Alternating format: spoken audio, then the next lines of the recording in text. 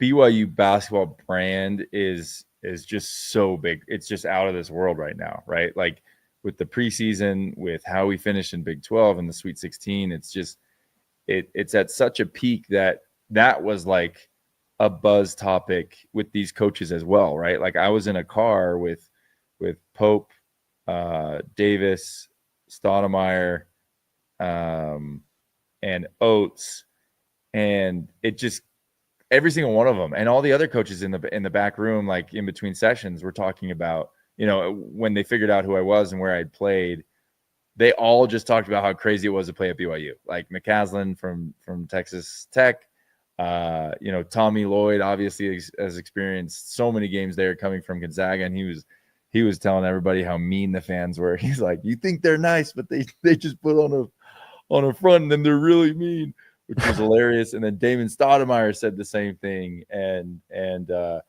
Coach Davis from UNC was like, yeah, that's all I've heard about, like, is how loud this game is going to be, even though it's going to be at the Delta Center. Like, he just knows we've got crazy fans. Man, that'd be so fun if they were coming to the Marriott Center. I know. I really wish. That's probably the only reason they agreed to it, Yeah. But yeah, it's exciting. It's fun to be a part of it.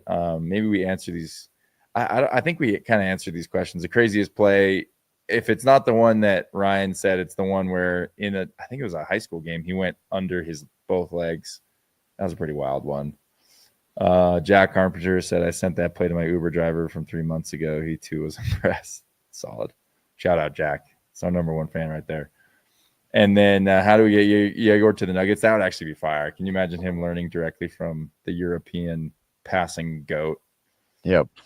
I don't know how you get that done, but just put it into the universe and it'll happen. That's what I've learned. And then Luke Fletcher, this is probably for Ryan. Well, it is for Ryan. How do you predict BYU on the trapezoid of excellence? I mean, we'll have to go back to him on probably in a really good spot. Yeah, sorry, Luke. That's not a great answer, but I can guess that's what Ryan was going to say. Oh, someone jumped in. Colby Smith. Other than AJ, who are you most excited to watch next season personally? TJ, I'll let you take that one, and then we'll wrap up with this.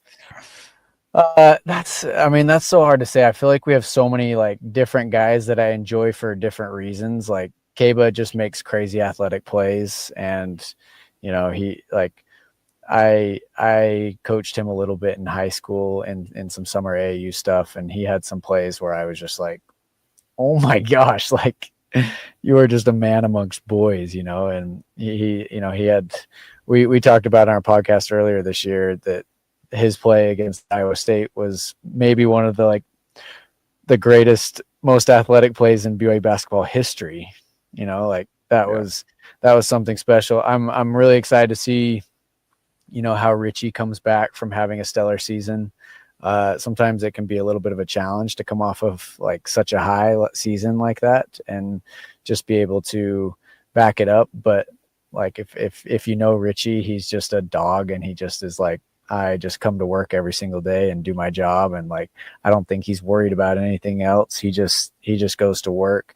I'm excited to see Rob Wright too. Like, I think we have so many pieces that can come together really well. And if everyone buys into what we need to do, then we're going to be really good. And so we have a ton to be excited about. I don't know which one I'm like most excited to see.